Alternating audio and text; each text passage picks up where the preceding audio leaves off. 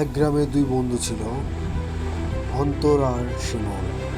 তারা দুই বন্ধু, তাদের দুজনের একই স্বপ্ন, তারা বড় হয়েও যেন একসাথে থাকতে পারে। তারা বাসার দিকে রওনা হয় এবং ধনী পরিবারের ছেলেটি পড়াশোনা না করে প্রচুর পরিমাণ ফোনে গেম খেলে।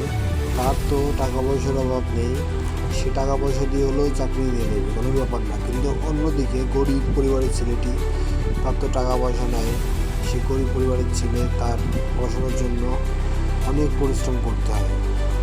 সে পরিশ্রমের মাধ্যমে সফলতা অর্জন করে এবং 3 বছর পরে বন্ধুর সাথে রাস্তায় দেখা হয়। হঠাৎ দেখা হয়ে বন্ধুর সাথে অনেক কথা বলতে থাকে।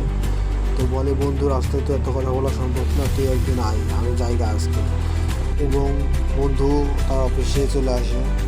অফিসে এসে বন্ধুর সাথে হ্যান্ডশেক করে এবং পাশাপাশি বসে তার অফিসে চাকরি নেওয়ার জন্য বন্ধুর সাথে কথা বলে এবং চাকরি পেয়ে যায়। ধন্যবাদ।